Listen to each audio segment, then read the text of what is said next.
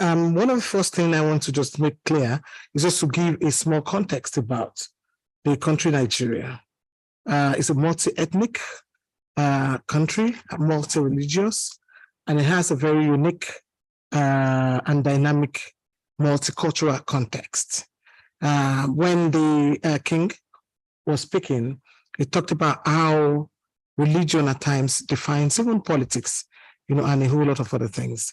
So the interaction of religion, to a woman in Nigeria affects her social life, her cultural life, affects legal stand, and also our economic stand. And this, if put in a larger context, makes things very difficult for women and children in Nigeria. So it has a way of limiting the rights that they are expected to enjoy, either as citizens or as people in a community or in a society where you would expect some kind of support. From the traditional point of view, so we have the Muslim, we have the Christian, we have the traditional religious, and, we have almost 250 ethnic group, meaning that some of this ethnic group also come with their own different behaviors, traditions, and also which makes it very complex and difficult, and challenging for women. From the point of the traditional point of view, there are a lot of things that is done that also impact on issues that can be related to violence against women. For example, the issue of female genital mutilation, which is common all over the world, but which is seen as a tradition, it's a right, which is seen as a right that a woman has to pass through to be able to get to what they call maturity. Of recent, I did some work in Borno. Borno, it's a place where the Boko Haram had impacted for a while. And there's a community in Borno called Shua Arab who had a different form of female genital mutilation, which is quite complex and different from what we see on a daily basis, where the clitoris had to be cut, and after being cut, it's given to the husband to eat. It is cooked and then given to the husband, to eat. And so when we asked them the question, that's cannibalism.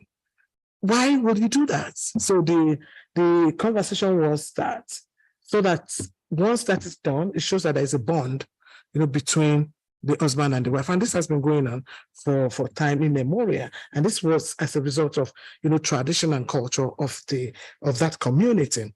So we see it in female genital mutilation. We see people confirm issues of child marriage as part of a religion. So people argue that the Malik school of law allow for a man to give his daughter, to marriage at any time. So we see marriage relationships start from when the child is even 1 year, so you already betrothed the child to someone that she's going to get married to. So by age 9, so she's already been celebrated, for marriage. So some of these traditional beliefs, affects the rights of women. And of course, it talks about the issue of integrity, the right to your reproductive right, to be able to make consent about yourself. So, and that impacts more on the rights of the child. So there's a Child Right Act in Nigeria, which is supposed to deal with some of these issues, but which has not been implemented, in full. Now, I'll also quickly go to the other issue of the former religion, the Christianity, and I also talk about, how Islam also impacts. So we know about the issue of divorce within Islamic law, and of course, within the context of Nigeria, just say talak, talak, talak 3 times. So it doesn't matter who you are or what you did. Once that is said 3 times, the marriage is over. And that is still a context. And so not about what you have contributed to the marriage, whether you have a right to take anything out of the marriage. So talak, talak, talak. That's the end. So that's also within, the other issue of adultery, where it is a woman that it will show if you are pregnant. So it's a woman that they will see that is pregnant. So once you are seen as being pregnant or you have a child out of wedlock, then you become a target. So there are instances in Nigeria where those women have been asked to be stoned to death, for violating the religion beliefs in that community. So also from the point of Christian religion also, where we have the Matrimonial Act, which, because it's seen as a formal religion, so we have the Matrimonial Act, which is supposed to guide that. So there's still contestation around the issue of divorce, welfare of the child, who takes custody, of the child. So if you are, for example, I do a lot of cases, I get about 20 women per day. So we run a legal aid clinic for women and children. And so we get about 2,000 in a year who come around to the office. So we are saddled with a lot of work around the issue of custody. Even when you know that the woman is being abused and she wants to run out of that relationship. So what the law says is that you must show that before they can give custody of the child to you, you must show that you have where you want to keep the children. You must also show that you have the means, that you will use to take care of the children. And so because of the economic implication, women don't have that, kind of means. And that's why I say the conversation and challenges it's taken from four broad perspective: social, cultural, economic, and legal. And unfortunately, the law is not really changing to support, the rights of women in that regard. I'm aware that the AU protocol, which is a protocol which is at the African Union, which is supposed to support, the rights of women in Africa, are taking some of these issues up.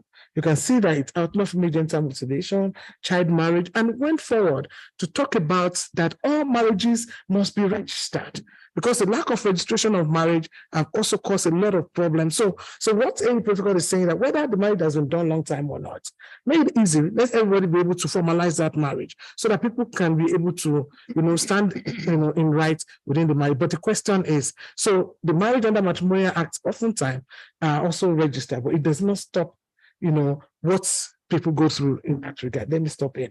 Thank you.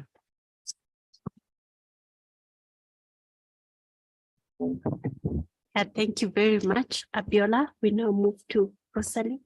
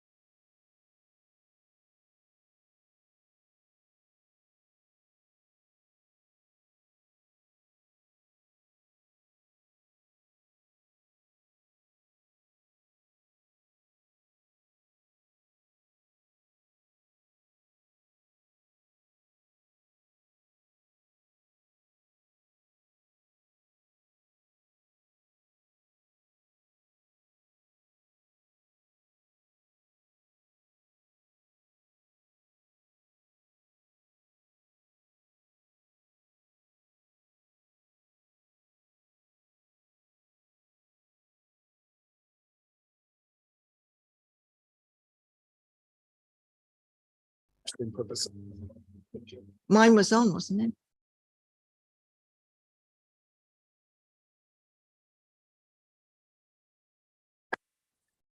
So they should just turn them on like that, and you'll be okay. Good. Thank you very much. My name is Mustafa Yusuf Ali, and I represent an interfaith platform called the Global Network of Religions for Children, GNRC.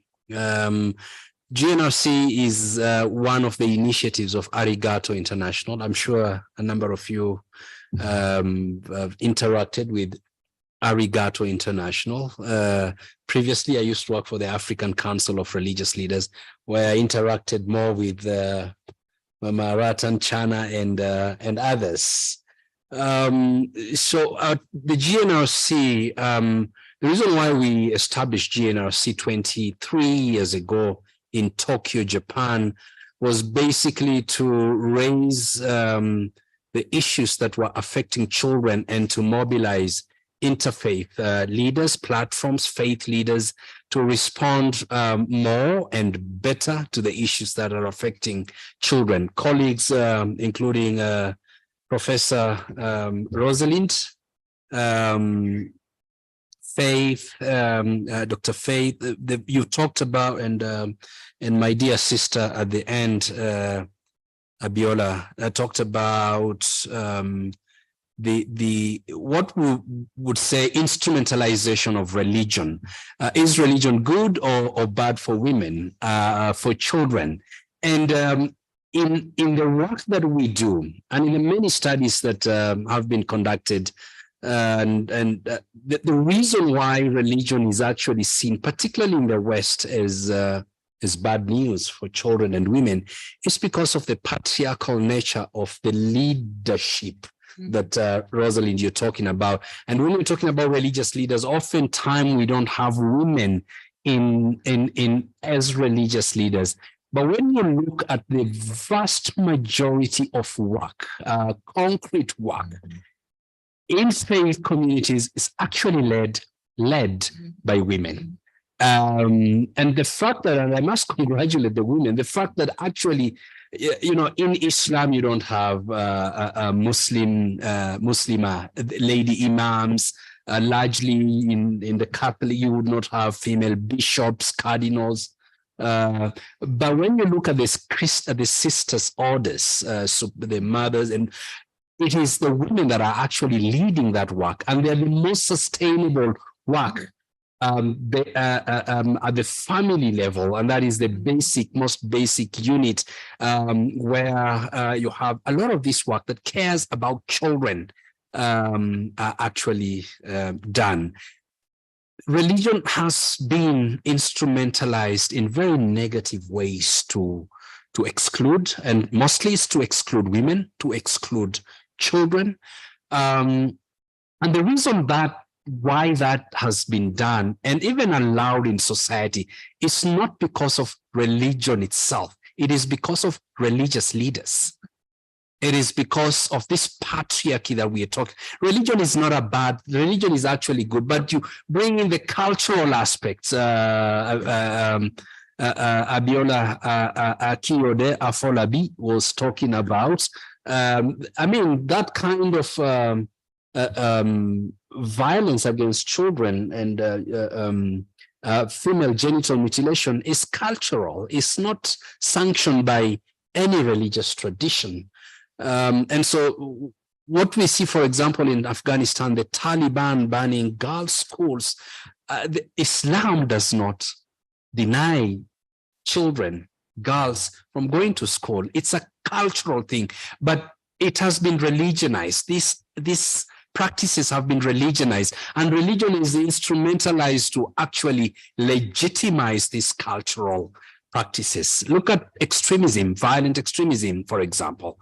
Many children are being radicalized, indoctrinated into joining groups like Daesh, Al-Shabaab, Al-Qaeda, Boko Haram, not because religion is bad, but it's religion that is misinterpreted, misused, and because it's such a potent force the bad guys, the bad people know that they're actually going to get these children, they're going to get these young people, youth, to join these groups and to do what they want them to do. And oftentimes when children are recruited into the ranks and files of groups like Daesh, Al-Shabaab, they don't ask questions. They just take orders and do whatever they are asked to do. And that's why many rebel groups, movements, terrorist organizations actually prefer to indoctrinate, radicalize, and recruit children into the ranks and file of these groups. And in the programming that I see across the board, programs that have children as audience is actually not sufficient. All the time we still go back and work with religious leaders that are doing the same thing, recruiting, indoctrinating children and young people. But if we work with young people, and that is what we do, and not just working for them, but having them as active participants, you'll actually see the violence in our communities reducing. These days, many of the gangs, you will find children are the ones that are even leading those gangs. Mahatma Gandhi once said, if we are really going to experience true peace in this world, we will have to begin with children. Let me end there, and happy to take your questions. Thank you. Yeah, thank you, Mustafa. I give the floor to Chana.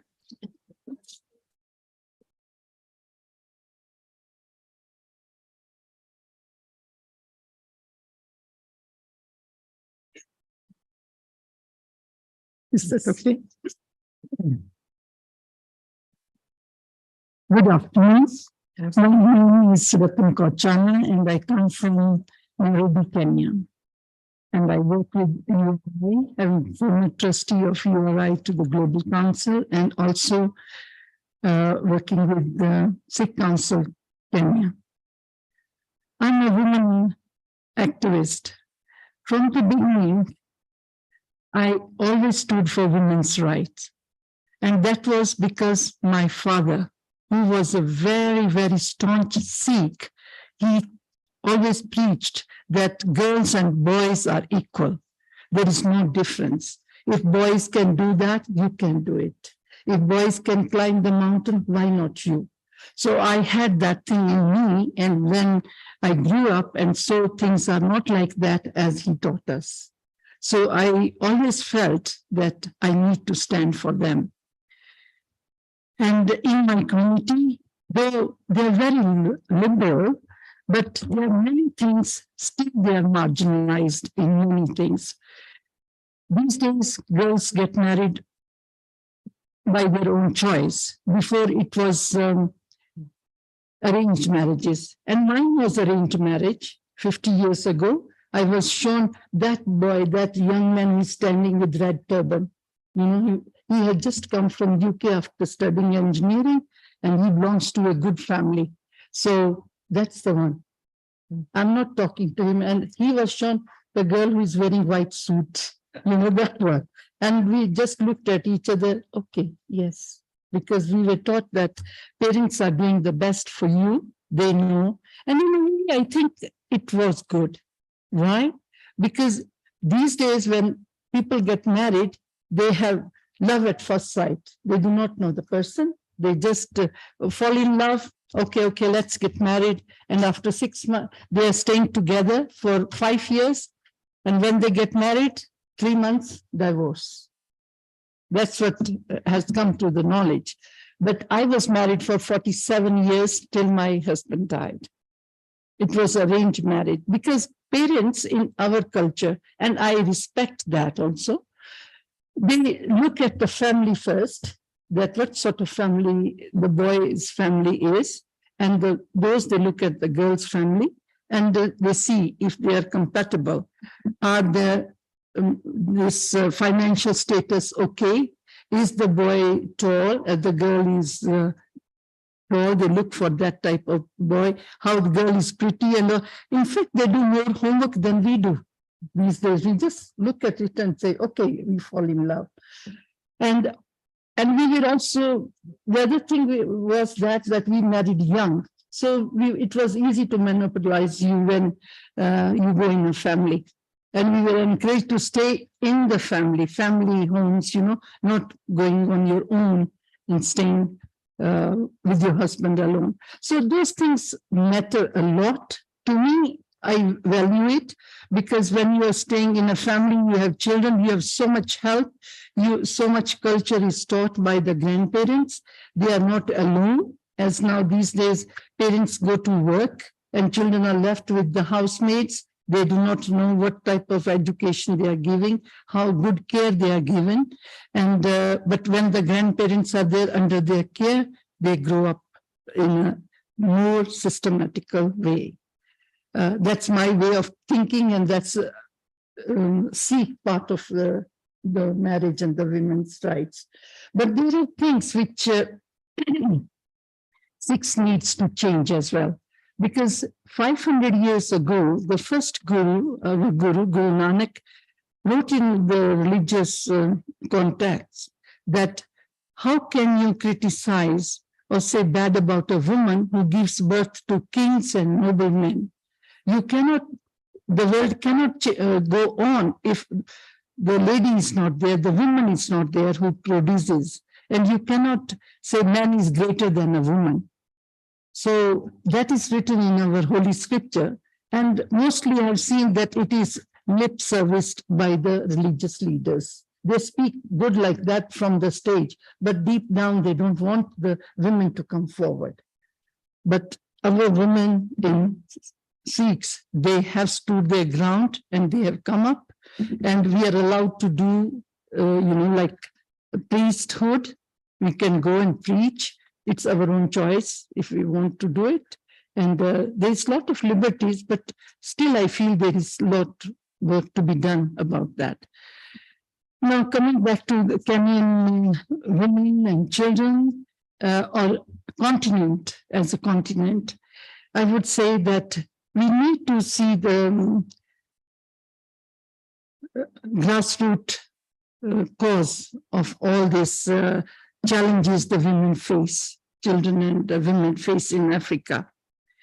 Because of the culture, as my other speakers have also said, they want to keep the girls at home from the school so that men can take charge and they can be the leader and the authority in the home and outside.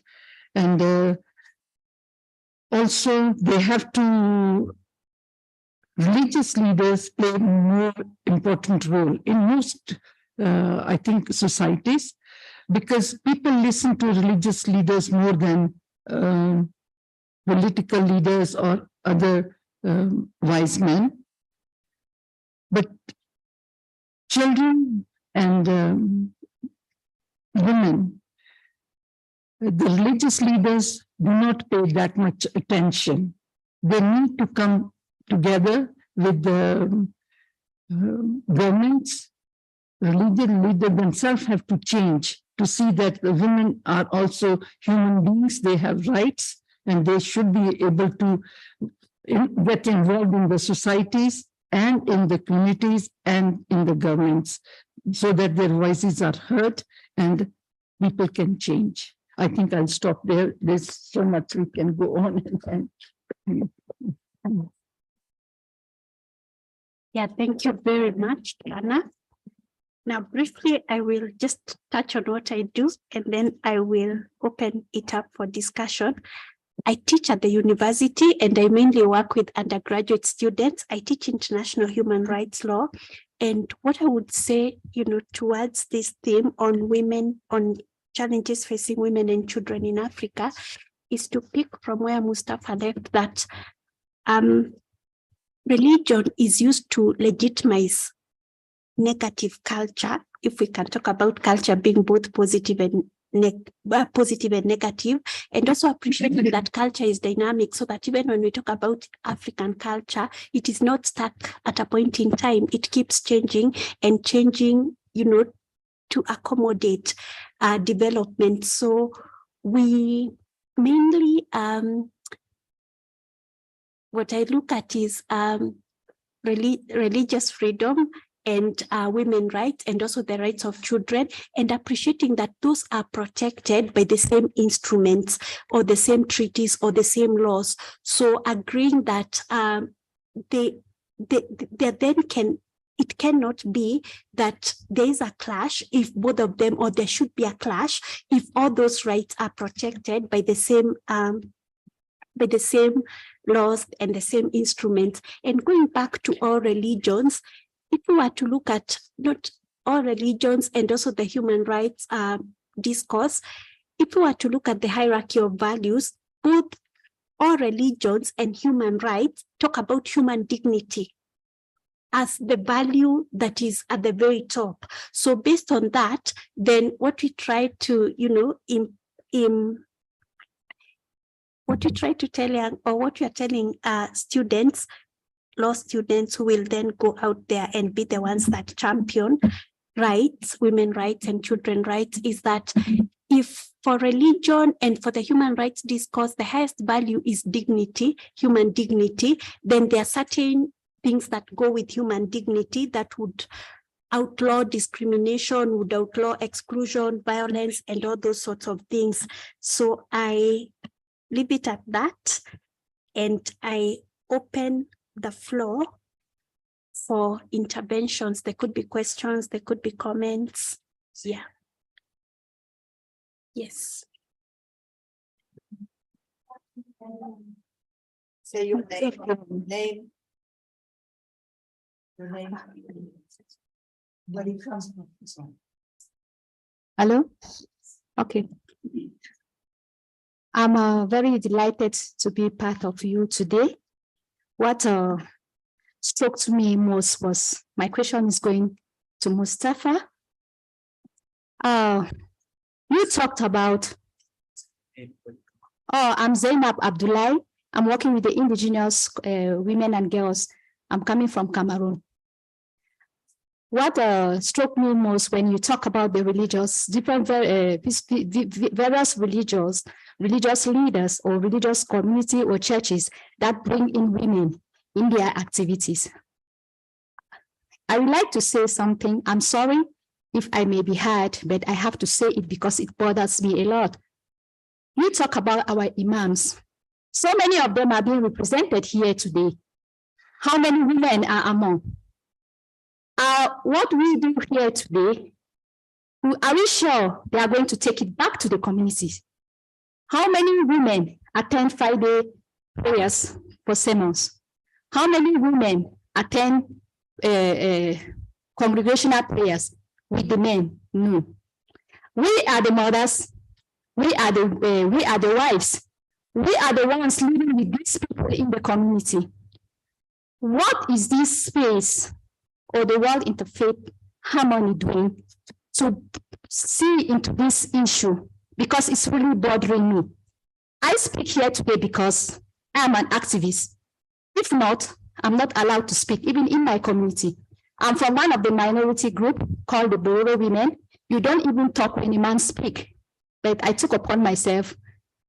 I'm one of the victims of many of the things that they have been talking of, early marriage and the rest. That's why I took upon myself to see that I fight for the women and girls' rights.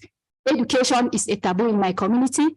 Girls are removed from school to take back. Today, if I go speak to the imams or my ardos that you should not allow these girls to be home, let them go to school, I think we have something to cover ourselves. If we recognize what is hijab, I think I can put my hijab and sit also and talk in front of the panel.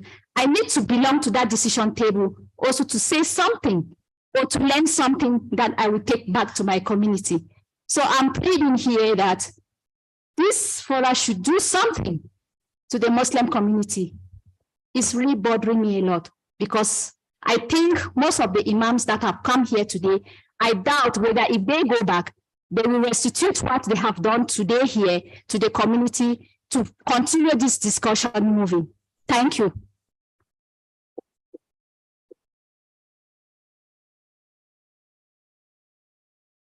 Another intervention? No. Yes, please.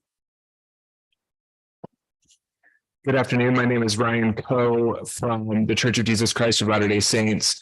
I actually think it's kind of funny because in the last 10 days or so, I've had interactions with Arigato in New York and in Geneva and now here. For everyone.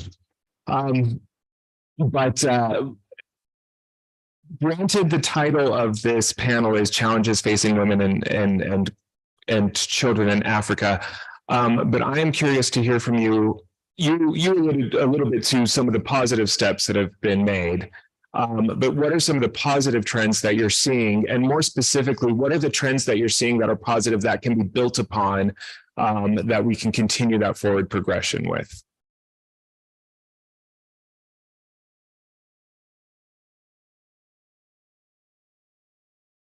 Yes.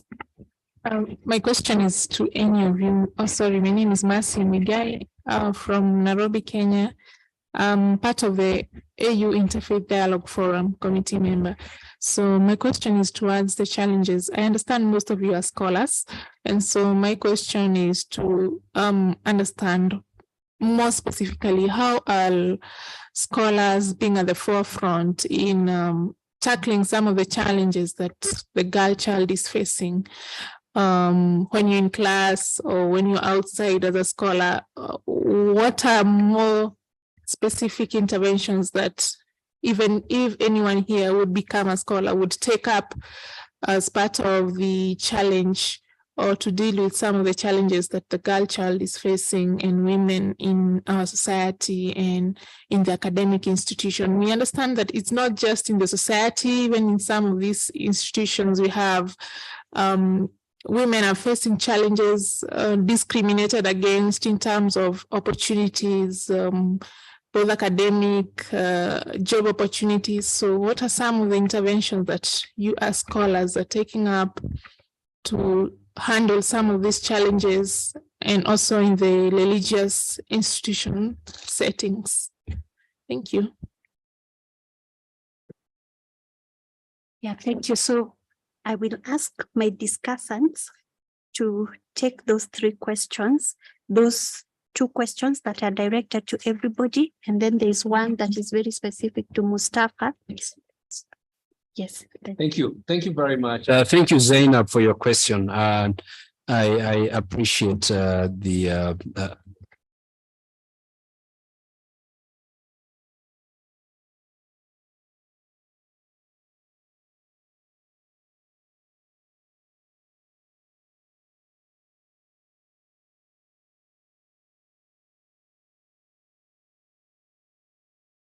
okay.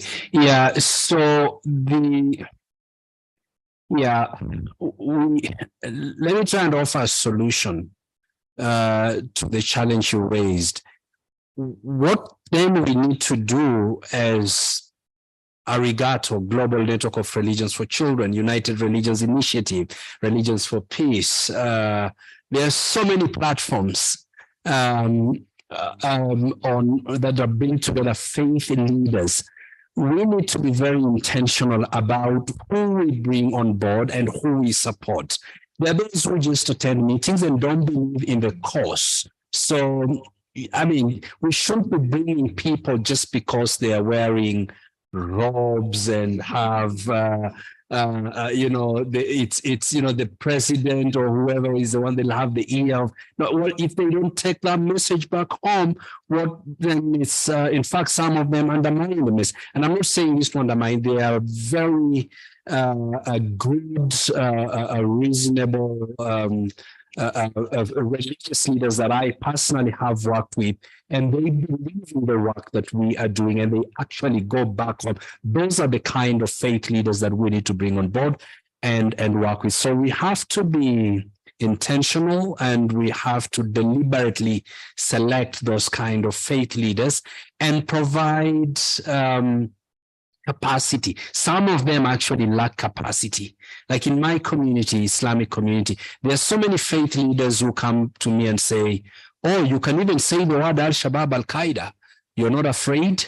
And so the reason why they're afraid is because the other people seem or present themselves as more educated, more knowledgeable than the average clerics that you have there. And when they are not, they intimidate the mainstream clerics. So we need to provide them with more capacity, training, and accompany them in their villages where you are, because that is really where the work is supposed to be done. I bet you don't hear much about Arigato International and the Global Network of Religions for Children, because we really work at the grassroots, and that is where our constituencies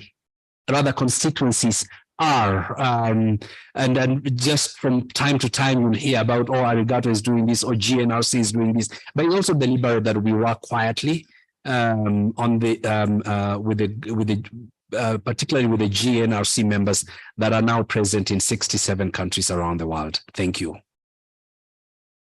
Including Cameroon. So I need to connect you with our GNRC coordinator in Cameroon. Thank you. Great.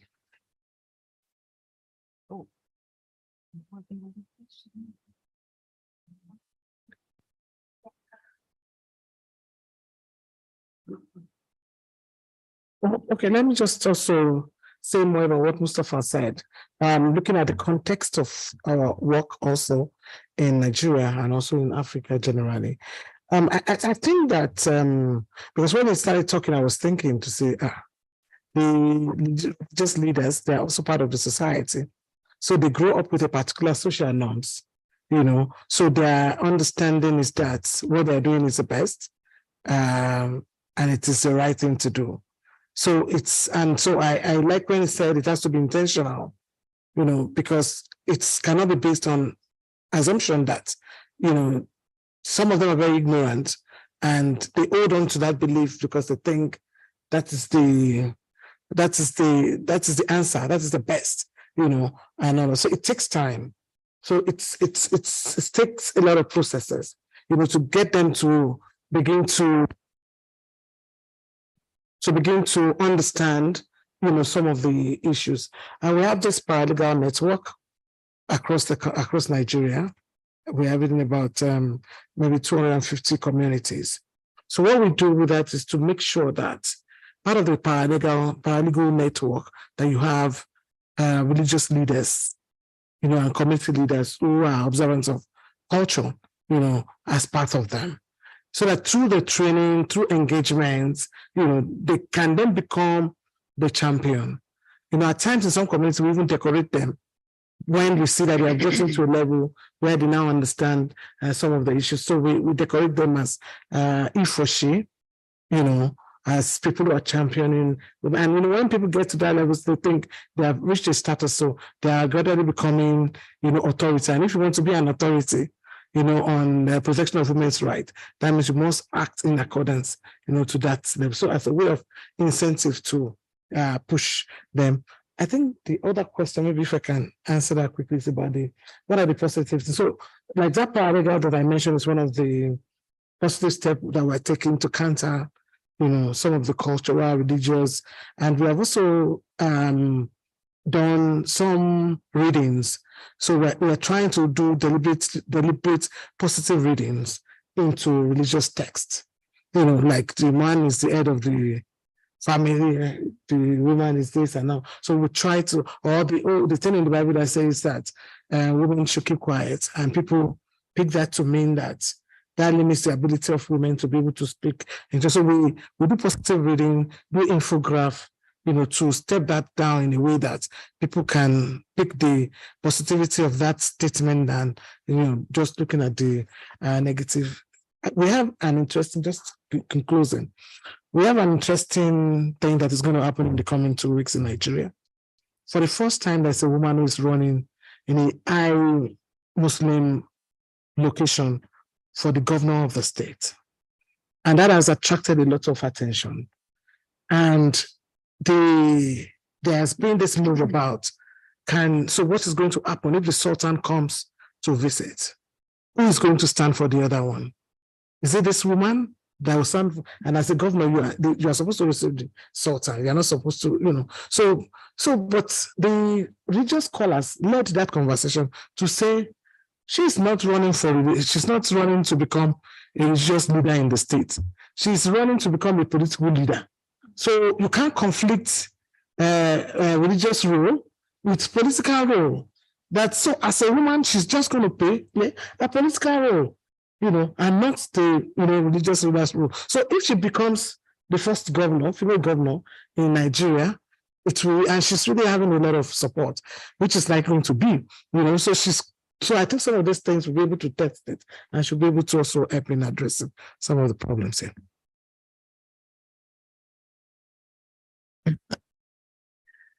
About the positive change, as you asked, I think we must now direct our joint efforts towards those points where the potential for change and impact will be the greatest.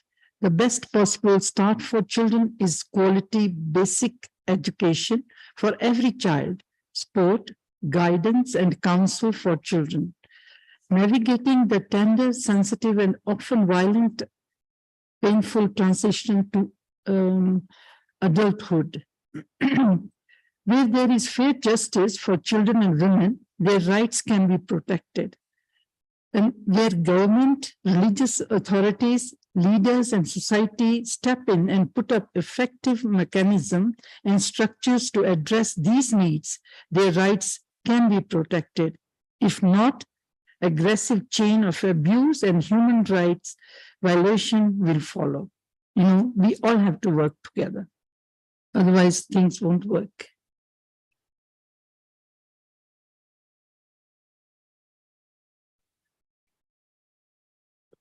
Yeah, well, I'll come back to you, but I would like to comment on some of the positive trends to build upon and say that just as Chana has talked about working together, to add on to that, it's about promoting intersectoral understandings of the religious freedom and women's rights and also the rights of children, so that we identify the points of convergence as scholars and advocate that to, groups, religious groups and other thought leaders within the community and within the society. And then in terms of what we're doing to tackle the problems of the girl child, probably to just touch on something that Abiola had touched on, we run legal aid clinics as universities. Most law schools run legal aid clinics that, sort of address human rights issues. And a lot of those issues that are brought to their attention are mainly dealing with issues that women and girls go through. So maybe that in an indirect way, but also trying to get into spaces where the plight of the girl child is pronounced, like tracking girls who are leaving prison. They have served their jail terms and now are coming back to the community and trying to, emphasize to them that they have not, lost their dignity and they still have rights. Yeah, those are some of the specific interventions that I will talk about. And now that Zainab is back, let me add on to what Mustafa said from my own perspective from Kenya, and say that, which he may also be aware of, see that for Kenya, we tell ourselves we have a very robust, legal framework. And we also tend to tell ourselves that to a great extent, we recognize and respect the rights of women. But recently, a very high-ranking government official did not want Muslim female cadis to be appointed. Yet, our constitution is very specific about discrimination, that there should not be any discrimination against women, and there should be equality in both public and private spaces, so that even when we talk about the church and religious spaces, there should be no discrimination based on gender. And what that means is that law is not enough. We need to keep going back to our values as Africans, not even so much our culture, because culture is dynamic and culture changes. And also there is no universal culture in Africa, so that Africans should not always be bringing out the card of culture and saying that we are treating children this way, we are treating women this way because of culture. It's really going back to our values and also socializing generations of young people to those values that are positive values, values that respect children and also women. Yeah, so that's what I would say. We take one more question from him, and then Rosalie has something to say, and then we wrap up the session. Yeah, but if any of the discussants has something burning, I will open to that. Yeah, well, mine is not a question. It's just a comment. My name is John Azuma, and I come from Ghana. I'm a professor, and I just wanted to say something about the religion, culture, and traditions. And as an African, I think the problem we have in Africa is, one of the biggest problems we have is the lack of critical thinking. And especially when it comes to matters of religion, tradition, and culture. We don't question, we're not allowed to question these. And therefore, we've kind of engendered a culture where religious leaders and traditional leaders feel entitled. And therefore, we can challenge them, we can push back.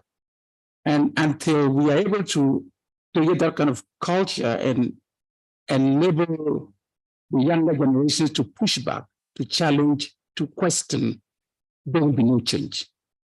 If we really want change, we've got to enable the younger generation to be able to raise questions, to push back, and to say no. That is where we are now in Africa, and that's what we need to work on.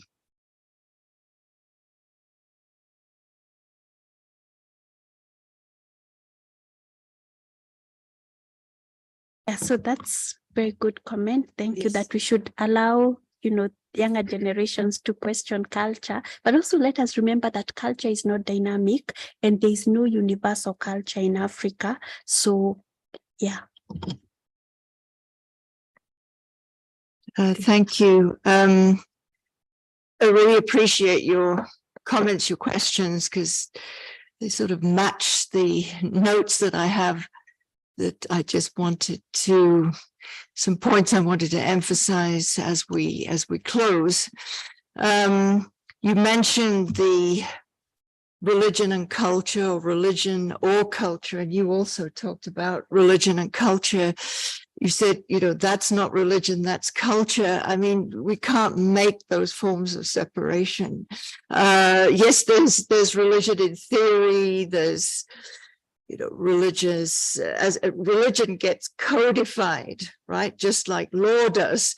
But it's not that there aren't cultural influences in shaping how authority is determined, how, what constitutes a valid religious practice, right? So, and that links to also at a very important point that links to the last point and that circulated earlier, religion and religious ideas and doctrines and teachings, and really it's so much about interpretation, right? It's about the power of religious beliefs and ideas and doctrines and laws to shape how the world or our communities and our role of them, are determined, whether they're hierarchical, whether they're democratic.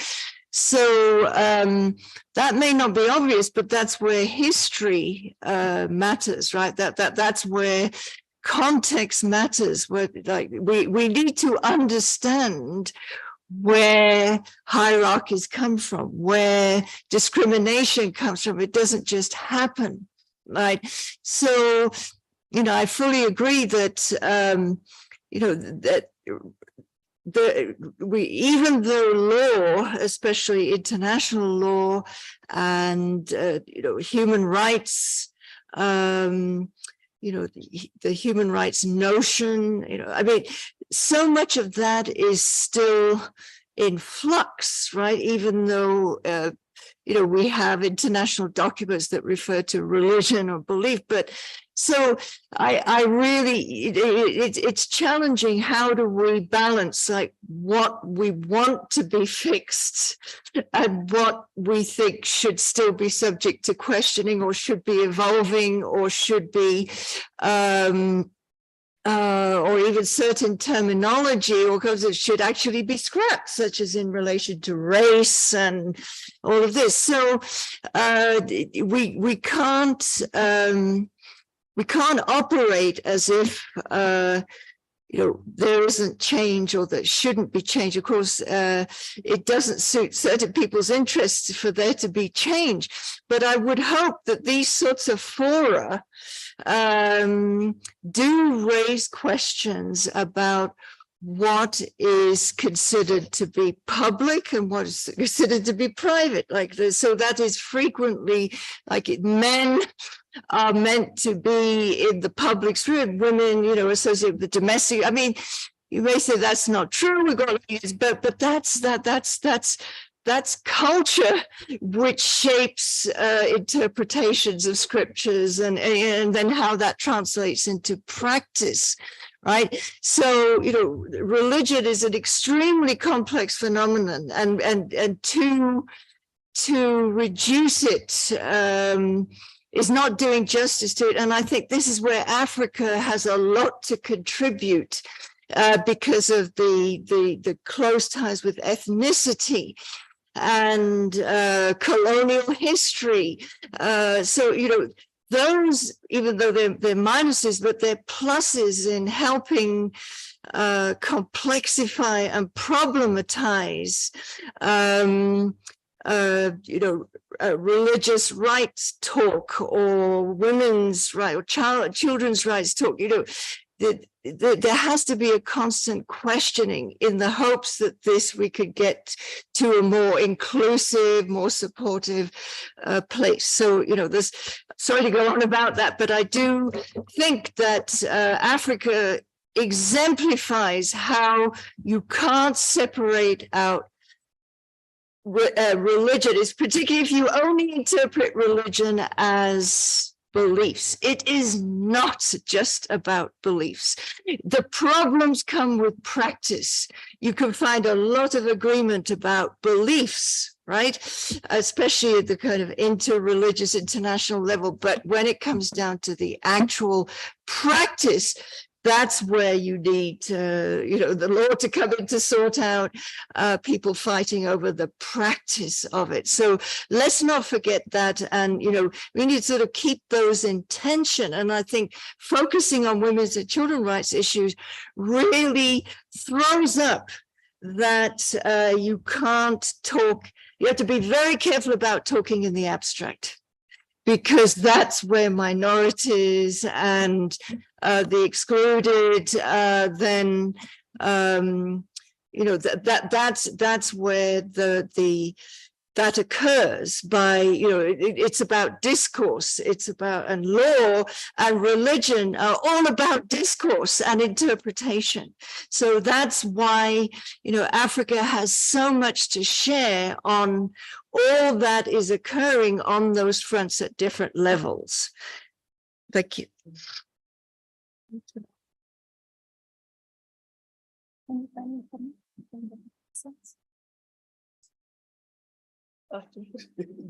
Time. Oh, we have 5 more minutes. Any intervention from the discussant?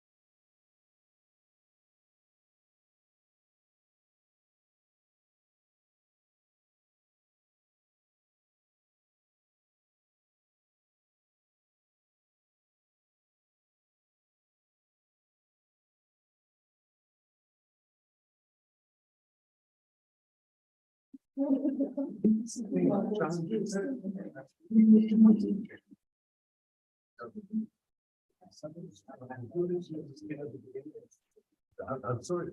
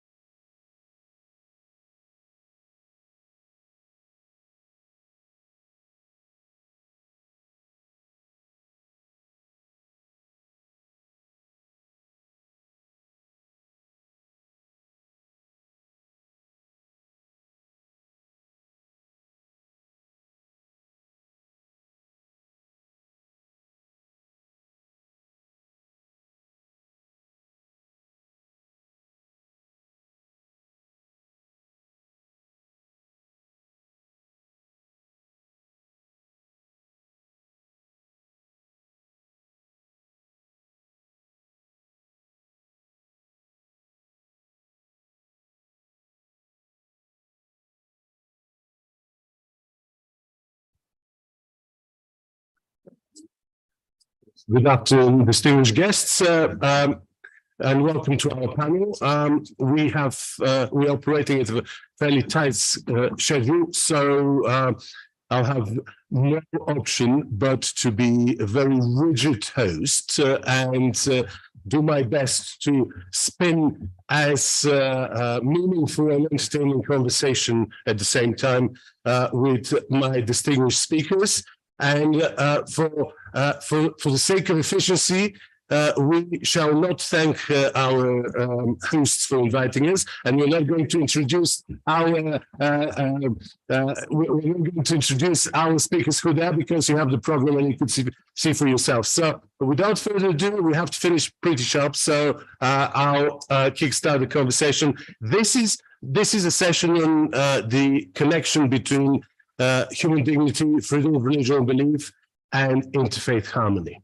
And in a way, I propose to connect these three, which are not necessarily very easy to connect for some interlocutors. For others, they're quite the obvious thing to do, is to look into interfaith harmony as harmony which is produced from dissonances. Harmony from different sounds, from different tunes, which actually brought together makes a lot of sense.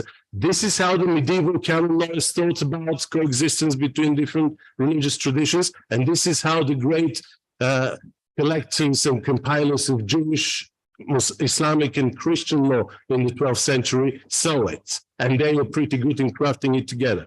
Today, things are very different.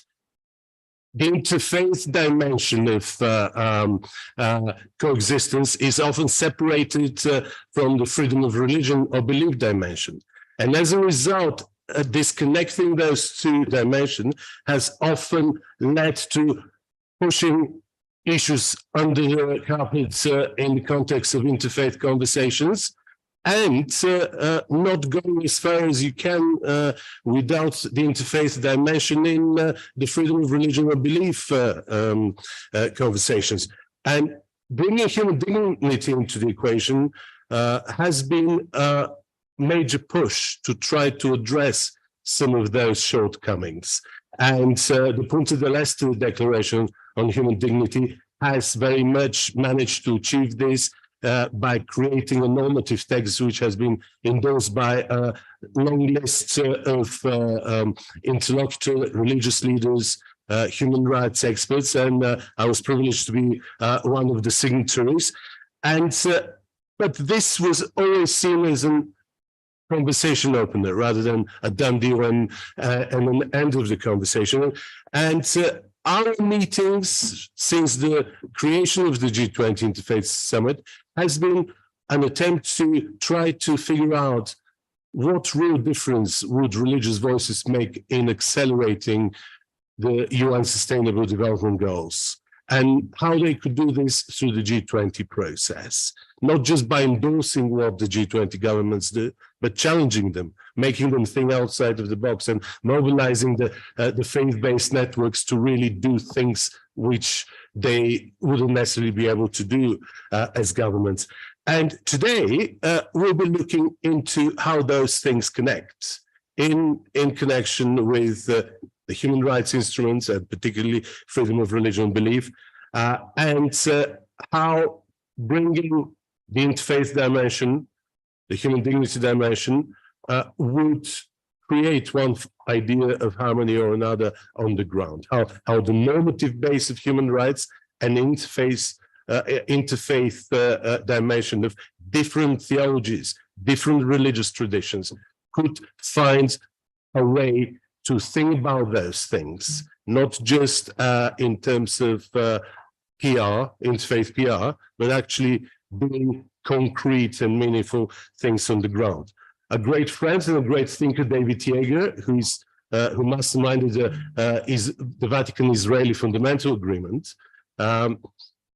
once gave a lecture for us about why the Catholic Church embraced religious freedom. And his point was very daring, because he's now a very senior judge at the Supreme Court of the Vatican. And he said it was very difficult for the Catholic Church to do that, but it was essential for its survival to endorse religious freedom, because religious institutions, interfaith communities cannot protect religious freedom, because each one of the religions which are part of this conversation feel that they have a monopoly of truth on their faith. And as a result, they haven't got the best means to protect other faiths. But by endorsing religious freedom and putting pressure on states as their responsibility to protect religious freedom and make all of us free, no matter what our faith is a very important thing. And it was a very honest and very daring revelation, but it is still a work in progress. The Vatican II was in the 1960s, and we're still struggling with how religious voices and faith-based organizations would embrace religious freedom and human rights. And we're still at this crossroad to work out in what way they're something we should be working with or something we should be debating against. And these kind of events have been an opportunity to really join the dots and try to bring those different conversations together and make religious voices not only more creative and challenging in terms of policy making, but also by having them to embrace human rights and international law, you make them more policy savvy, help them to actually understand how to speak in a policy context and make a real difference on the ground.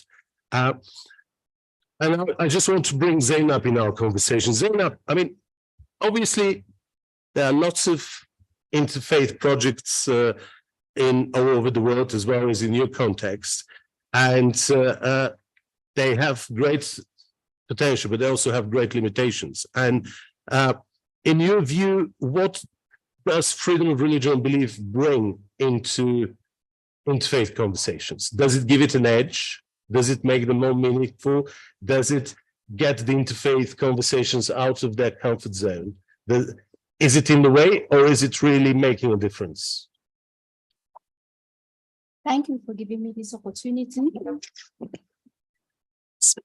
Speaking as an indigenous woman seated here today, I think before religion came into existence in Africa, we had our various beliefs, our various customs and tradition and culture that Africans were doing before religions came in place. And I think that as human rights, we need to respect those customs and traditions. But I believe that religion have really created a very big impact in all those traditions which were defined as were harmful and giving a lot of trouble in the community, bringing a lot of conflict. Coming from a context like I'm coming from Cameroon, there is a great rule that our religious leaders are doing. Coming from the Northwest, Southwest region, in the conflict region, the late Cardinal Tumi came together with some religious leaders and brought an interfaith dialogue, which led to the first national dialogue that took place to sit on the decision table to talk about the crisis that has been ongoing since 2016. So I think that the recommendations that I will meet the religious leaders in here today, seeing that religious leaders have a great role playing in the sustainable development goals, I would like to plead with you people to integrate more women within you and your work, to see that, because I think moving forward to these achievements, we need a bottom-top approach. And we always find a woman down there without being in that decision table.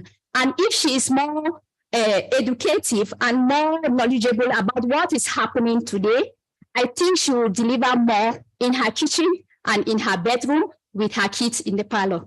Thank you. And interestingly enough, also what you're proposing makes probably kind of bridging the gap between human rights, religious freedom, and interfaith dimensions to bring these difficult conversations forward into the agenda is probably a very sensible way, because if you're able to separate commitments which are a matter of human rights from commitments which may be related to theology and religious practices which are harder to change, it would be much clearer to understand that these are actually different commitments for religious leadership and faith-based organizations, and they need to work out how to consolidate and coordinate those, rather than to think that it's a matter of choice to work via one route or another. And I think you're right that gender issues and gender equality will be one of those difficult conversations you could only bring at the table if you make faith-based organizations to understand that they have to work through human rights framework.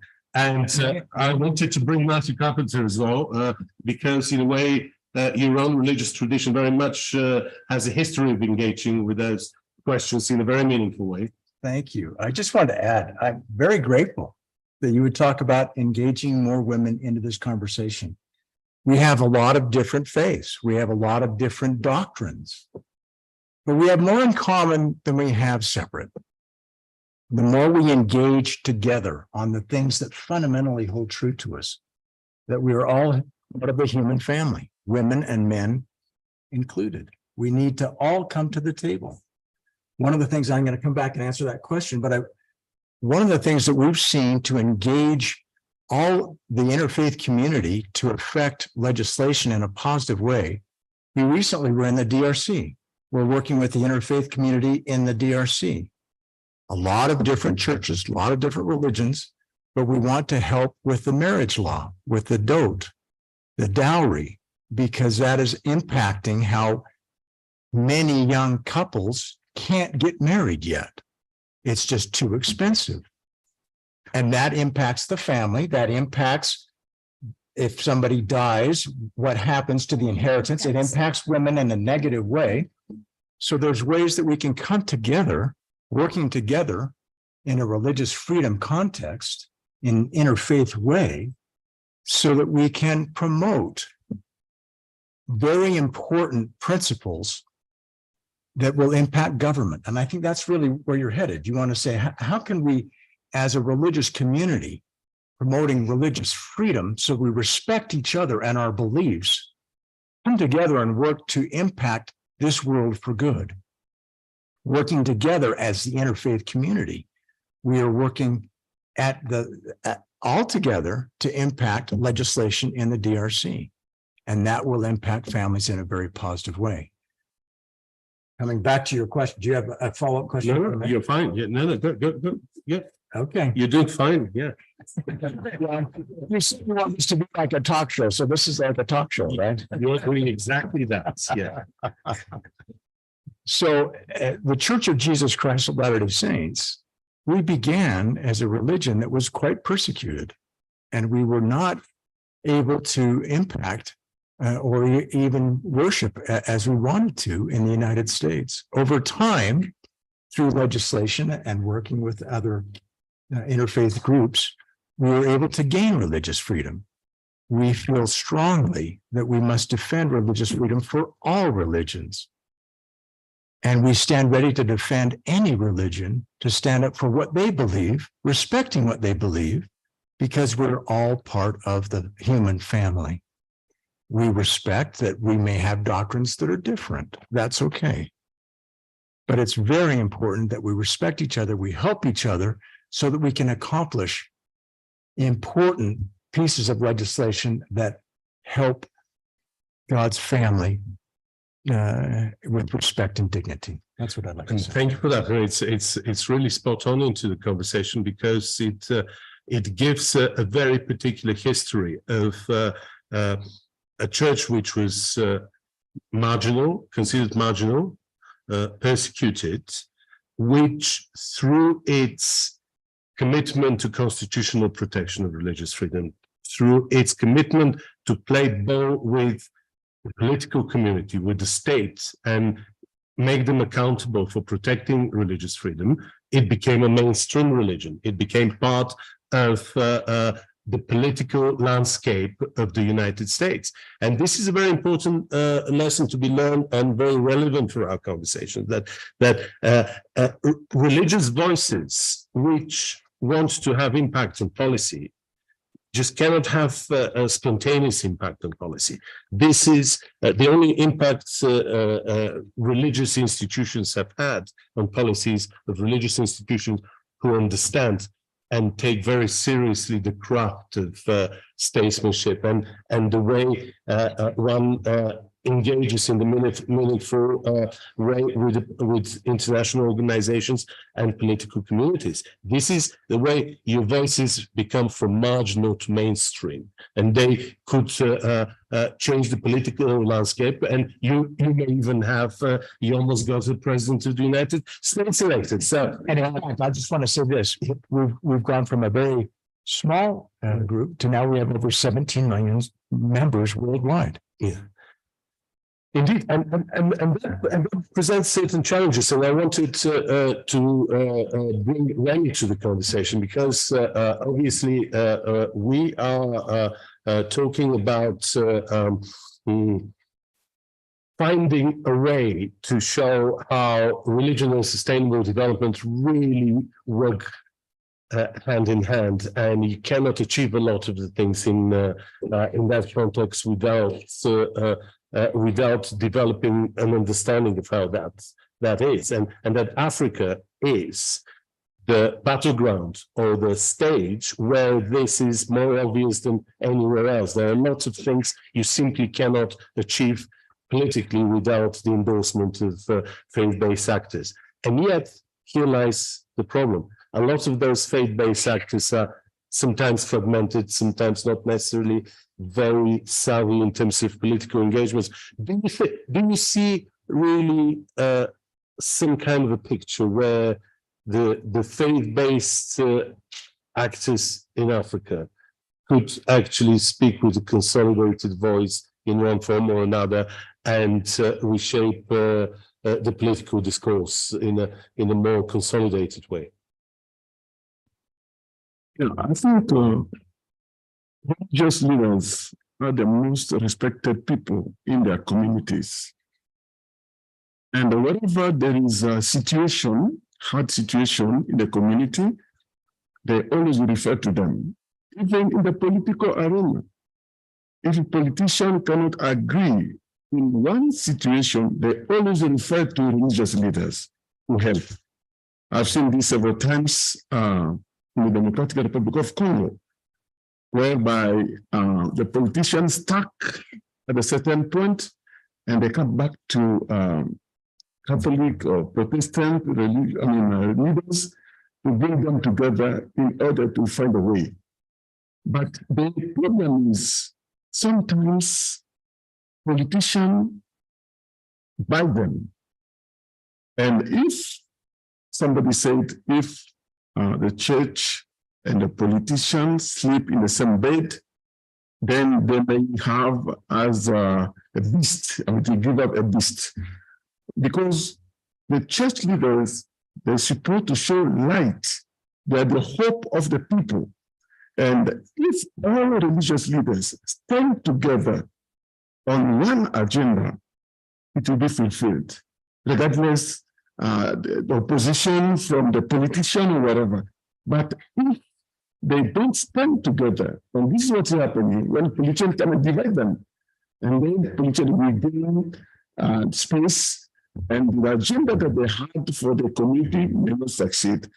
So the issue here is to bring them together and stand with one voice and to defend the people, because we are there for the people.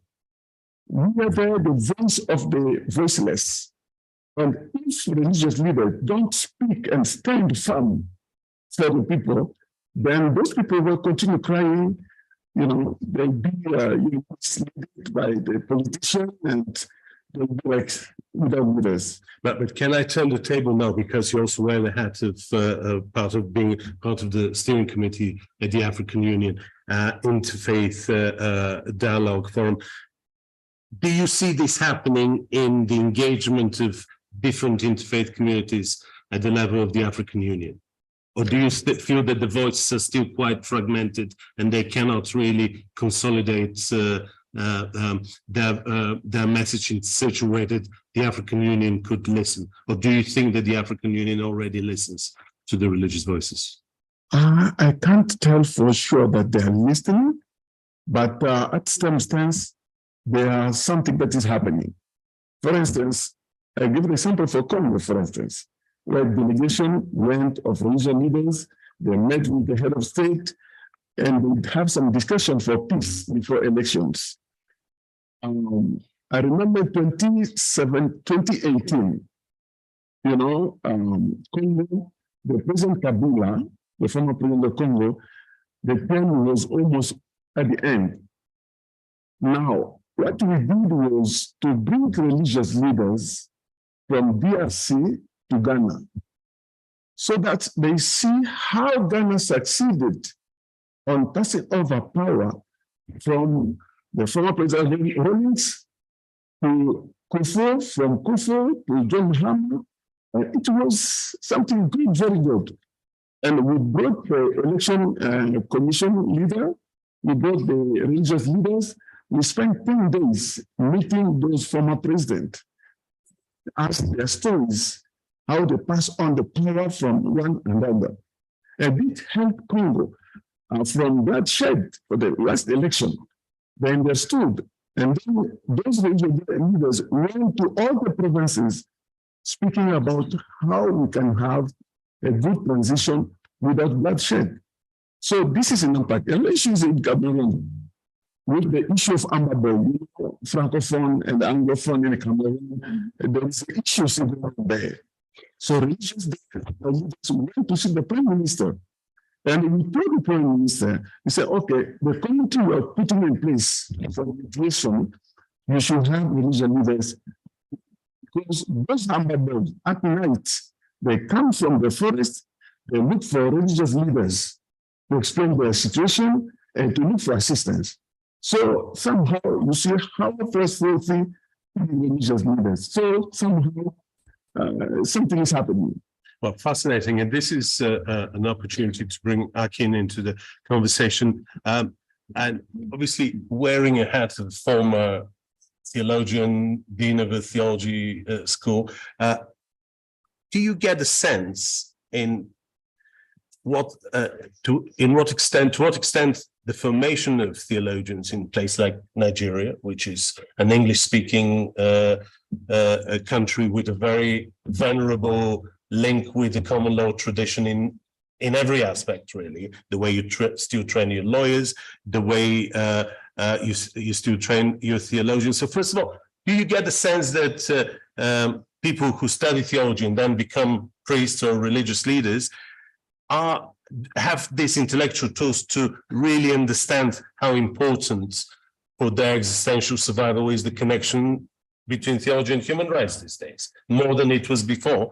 And the other thing I wanted to ask, which your colleague just flagged, do you see that in terms of theological perspectives and human rights compliance, there is indeed a French-speaking vis-a-vis English-speaking parts of Africa which would engage with those questions differently? So does the linguistic divide matter in the way different African countries engage with those questions?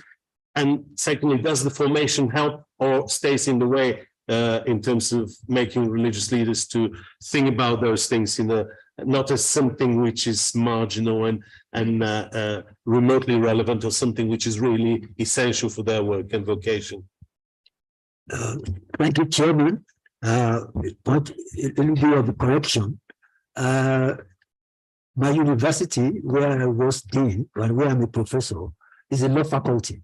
Oh, so we're studying about what has happened is that, given my background, my father was a Christian, my mother came from a Muslim background, but my family, my paternal family, were traditional worshippers. So I grew up in that, multifaceted environment.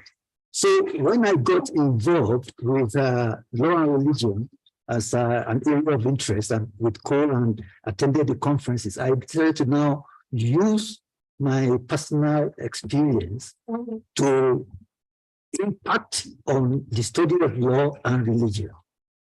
What I've discovered is that many of if we're talking about interfaith harmony, the basic ingredient of interfaith harmony is really to understand where the religions are coming from. There has been a lot of misinformation, misunderstanding, and misconceptions. So what we need to do, and you earlier when you were having a conversation, you talked about policy. What we need to do as Africans, we want to engage the world community like the G20, is to try to throw some light on these dark areas that cause misunderstanding. So we always emphasize our differences. Oh, Jesus is the answer. Oh, Muhammad is.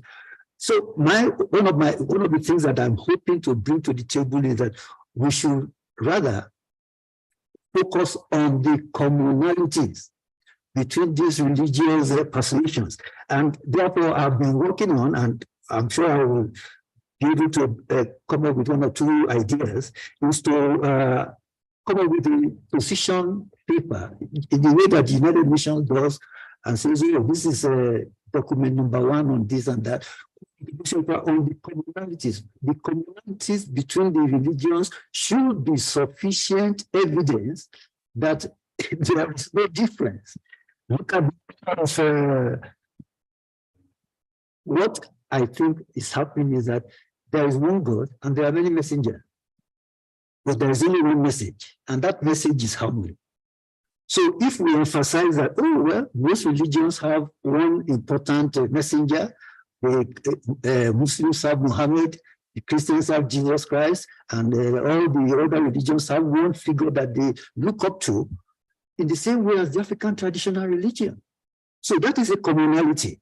What is the basis of religion? Spiritualism is nothing more than that. It's how a human being communes with the unseen forces that we believe control our universe.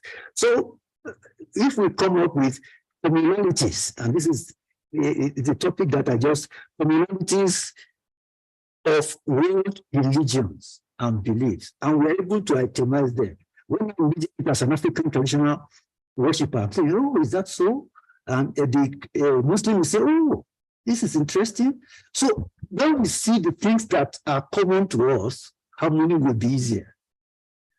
And in terms of the, coming from that background, in terms of those three major faiths and of course other world religions, what I've discovered is that African traditional religion is the full cousin. Zainab was just talking about indigenous women and so on and so forth. Many people, and this might have to do with the fact that unlike Christians, we don't have a Bible, unlike the Mormons, we don't have the book, and so on and so forth. This might have to do with, so what if we are trying to build harmony and we want to bring African traditional religion, which I may say still affects 80% of our communities who are not in the cities and those who are there. So if we want to take that kind of action, we must be able to come up. And I said, African traditional religion is the core cousin. Many people don't know. So I look at the international instruments which you referenced. Declaration on minorities and the rights of national, linguistic, and ethnic minorities. And then you see religion taking on just about 2 or 3 clauses in that international declaration. You go to the Declaration on the Right to Culture and so many other instruments. You go to the African Charter. What we can do, how we can help the G20 to come up with interfaith harmony is to elucidate and eliminate the rights of African traditional worshippers. So this is not something that the traditional worshippers themselves came up with. This is what the international community, through several instruments, declarations, conventions, and so on, what the international community has agreed to build, if you like, the Charter of African traditional worshippers. So our job is to synthesize that, extract it from the Mexico Declaration, from the African Charter, and then come up with a very simple international charter of traditional religious beliefs, a charter, so that we will see those rights. In the process of looking at the rights, we will understand the religion.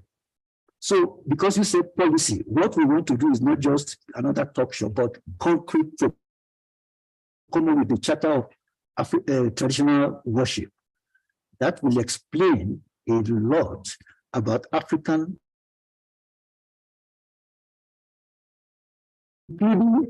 Africans themselves, who unfortunately are the worst people that demonize their own religion.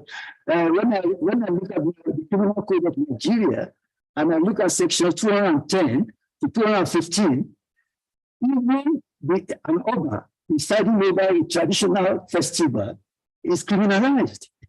That means it could be taken to court and it could face a sentence of 2 or 3 years. The messengers of African tradition, Ifa, Shangu, and so on and so forth, the criminal code that I'm referencing actually mentions their name and said anybody that invokes any of these whatever shall be sentenced to. So we need to educate not only the world about African tradition, but to educate Africans about their relegated tradition. Otherwise, it will be difficult to build harmony by looking at just one section of beliefs, Christian, Muslim, and then we relegate the majority. So coming from an African background, I think what is important is that we must be able to articulate a charter of the rights of traditional worshippers, which will not be the invention of the traditional worshipper, but will be extracted from what the world has agreed in several instruments. So we just collate it. That is what I think we can do to policy. Wonderful. And yes, Zainab, you wanted to add something. Okay, just to say something about the policies. I think we should, before coming out with those policies, we should, I think, agree here as religious leaders that we need to follow the policies. It should not be those policies that our African leaders are coming to adopt every time in the AU or in the UN, and when they go back to the country, they don't apply it. And if we are taking this engagement, are we ready to monitor and evaluate the activities we are doing on ground? We spend a lot of resources coming to these spaces. We should take that engagement by restituting what we have been doing here. Because if most of our religious leaders come to these spaces and then go back home and we don't feel it, we don't even know that such a place or such a thing exists, I think then we are not doing anything good. And speaking here, I'm a Muslim by religion, and I'm sorry to say it here in this space that most of our imams move forward and take so many lessons or engagements in front. But how many women are there in the Friday prayers to listen to those sermons? Can we not change this narrative? I think if a woman is not, maybe her voice is not heard, she can still put on her hijab and do the preaching herself, not like leading the prayers, but I think she has something to say also in the community that can be heard. She is also fine in this type of spaces and take these lessons. She can also take it back to the community and help the imams to see that they spread this good news all over. Thank you. And thank you so much. And that really brings several threads which connect via very different routes. And it's an opportunity to bring Salika to the conversation. We didn't talk enough about human dignity and how linking human dignity and religious freedom is in a way probably maybe tactical, but a very important vehicle to figure out a way how differences could be consolidated and their coexistence negotiated. So that in turn delivers an understanding that all those differences, so as they call them, harmony of dissonance, brings different perspectives of African faiths.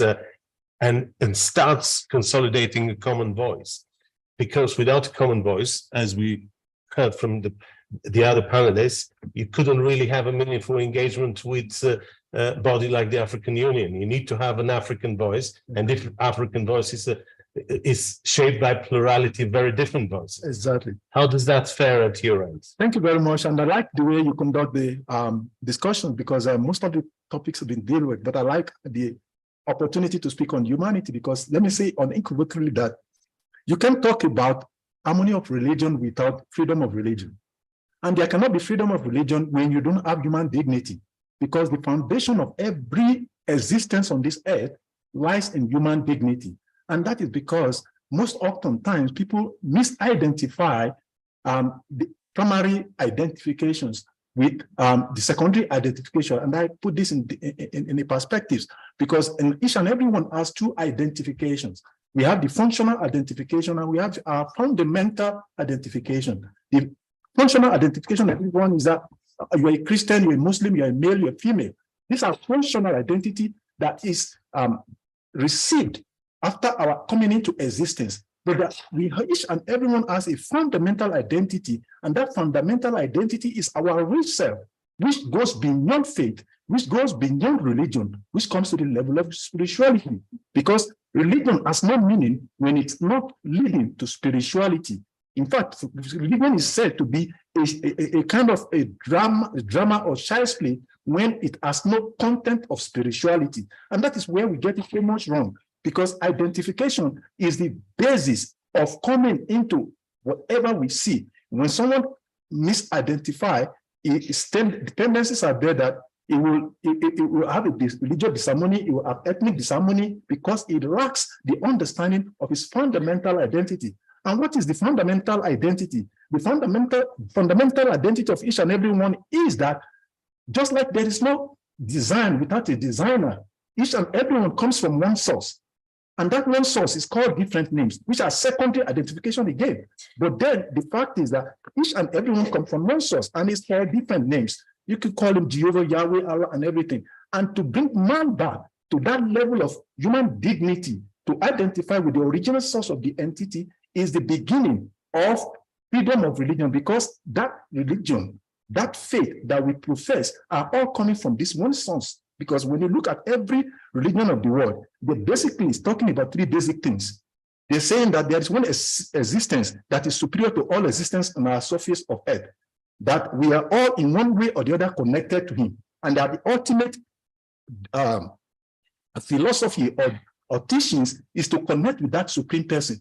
When you find deeply all of the religious traditions, they all focus on these three things, saying it in a different way. So for us to be able to have harmony of religion, the leaders of society have to go back to the basis. And that is why it is very crucial and important in forming these policies statements for us to go back to understand that leadership is all it all. It's not accidental that we all function majorly based on our head. So leadership have to come in phase. It is said that whatever a great man does, common men follow. And whatever exemplary act he laid down in principle, people in general pursue. The leaderships of world religious organizations are not what they represent, they're supposed to be representing. And that is where we have the challenge, because in each and every settings of human existence, you find leadership at different levels, from the traditional and community level to the religious level, to the spiritual level, and to the level we're talking about world interfaith harmony. And that is why it is crucial, because when we talk about world interfaith harmony, it is important, like Ambassador Musi said earlier in the morning, that there cannot be a complete pronouncement of world interfaith religion without the inclusion of African Union and many other traditions. When we have traditions, when we talk about interfaith harmony, we start looking at Christian, Muslim. It's a common tradition. But then there are so many traditions. Even Wikipedia itself said there are over 2,500 traditions on the head. But where do we keep all of this? When we talked about interfaith harmony, and how many percentage of people we have disenfranchised? And so these are the major issues. So informing policies that will bring about a world desired harmony in interfaith, we have to go back to the root, and the leaders of society have to live to what they say beyond the external activities, because religion cannot give us harmony. I must be frank with you. It is only spirituality that will give us harmony, because religion, it is said, is not an end, but a means to an end. And the means to the end of religion is spirituality. So our religions have to take us beyond our faith to the level of spirituality. Then we start assessing. I would like to stop here so that I don't take much time, because we have a list of time. So maybe there are discussion and further discussion, I can go for that. No, you're doing absolutely fine. And thank you very much for this reflection, which also raises another very important point. If we want to imagine interfaith harmony in an African context, where which is manifested by these different voices which sound differently, but it's kind of this harmony of dissonance. You raise one very important point. In this context, there will be plenty of faiths who would not want to be part of the choir, but this doesn't seem to deny in any way their right of existence. So you don't need to recognize the state, you don't need to engage in politics in order to have your freedom of religion or belief recognized and respected. And in that sense, using freedom of religion and belief as a vehicle to try to engage with these difficult concepts like human dignity, which are very attractive, but there isn't really a right to human dignity. I mean, we have an understanding that human dignity is embedded in the whole apparatus of all human rights documents, but there is no right to human dignity. We're sort of working it out as we go along, and when we recognize it, we recognize it.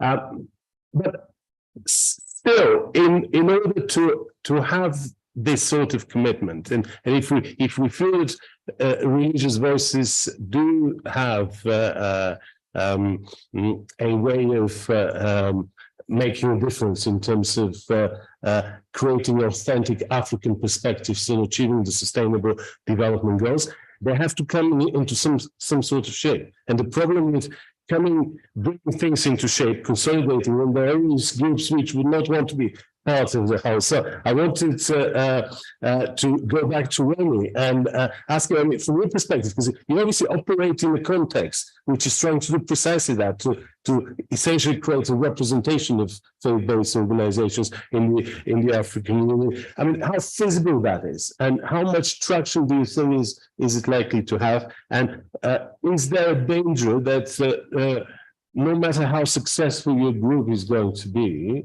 there are going to be plenty of groups which will be equally influential, which will refuse to be part of this game, who wouldn't play ball, and you would never have this consolidated voice that all the faiths in Africa are committed to religious freedom, which will protect their human dignity in their plurality and diversity.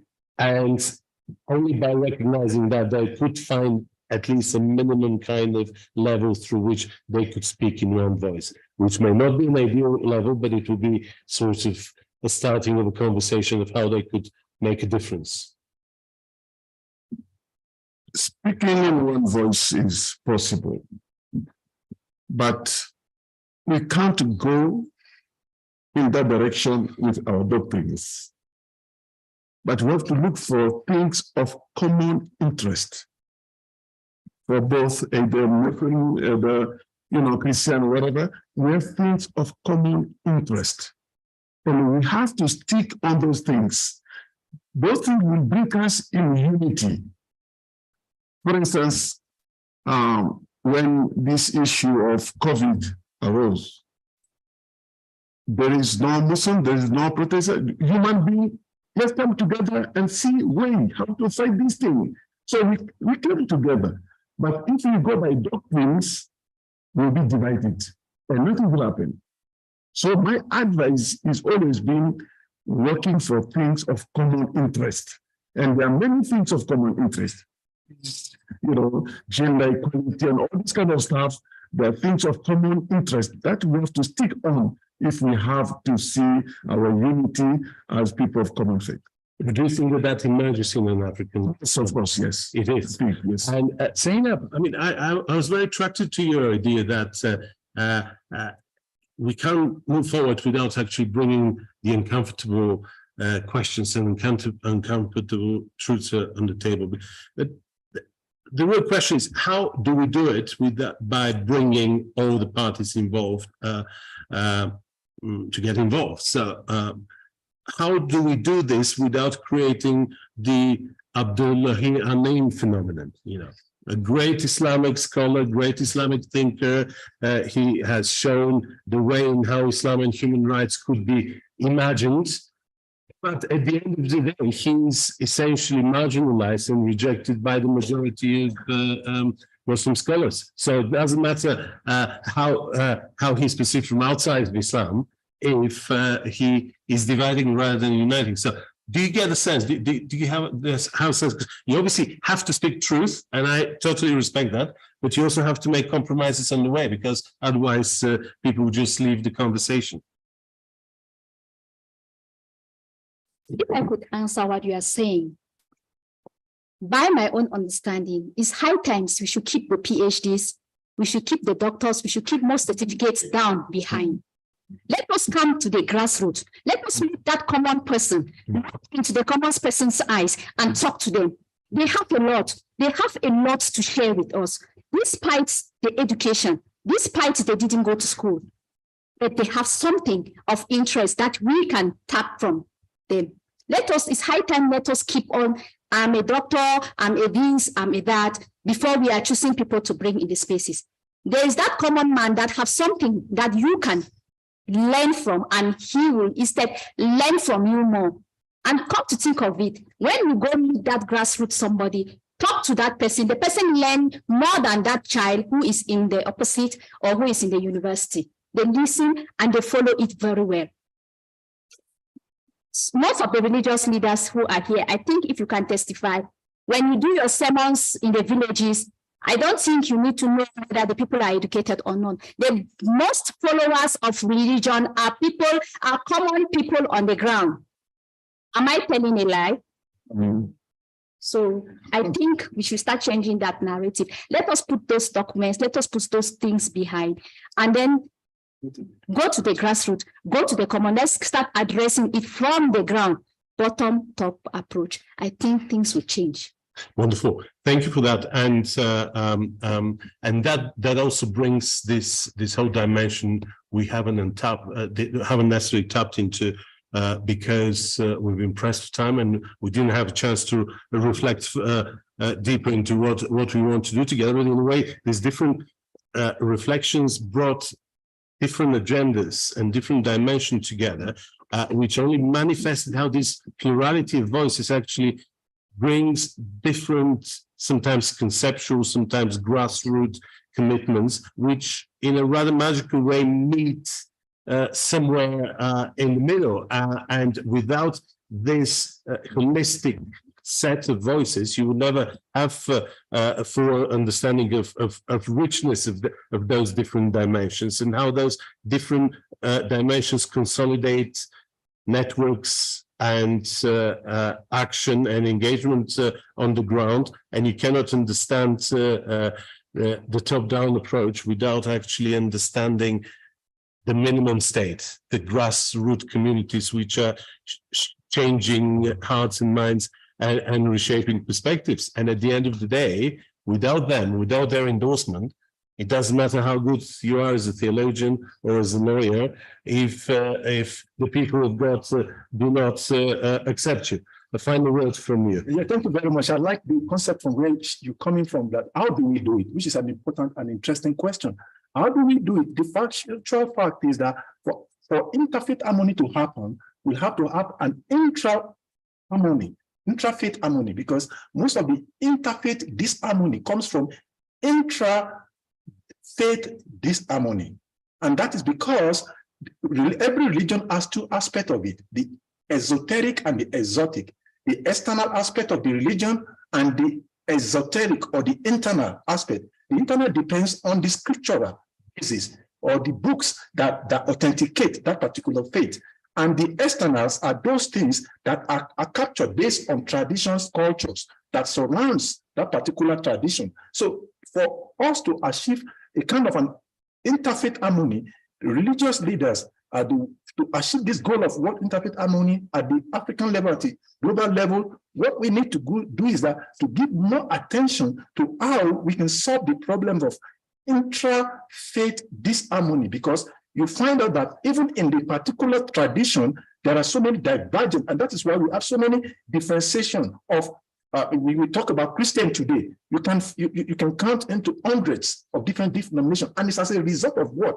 Lack of deeper understanding of the particular tradition they profess to be. And that is where the problem is coming from. And when there is so much of disharmony at the intra level of interfaith, then it extends itself into the interfaith harmony level. And which is why we're talking about, when we come to this place, some people talking about grassroots or some particular set don't want to give their voice to this goal. It can happen. Why? Because even when the Catholic says, this is what we want, there are sections of the Catholic who says, no, this is not what it is supposed to be. So there is a need for every tradition to go back to the basis, to look at their esoteric or the particular teachings based on the origin of those traditions. Then they can be able to represent those traditions appropriately. Then there can be harmony of religion.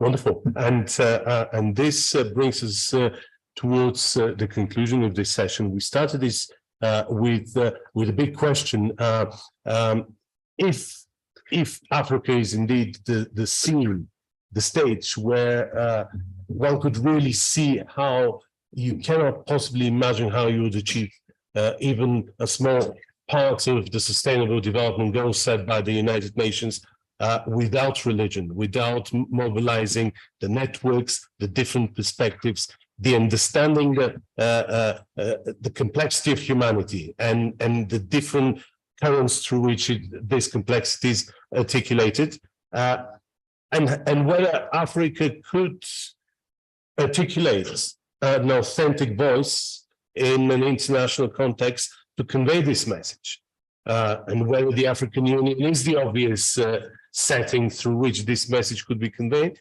We were in two minds whether this is a mission impossible because of the diversity, the richness of the plurality of the African traditions.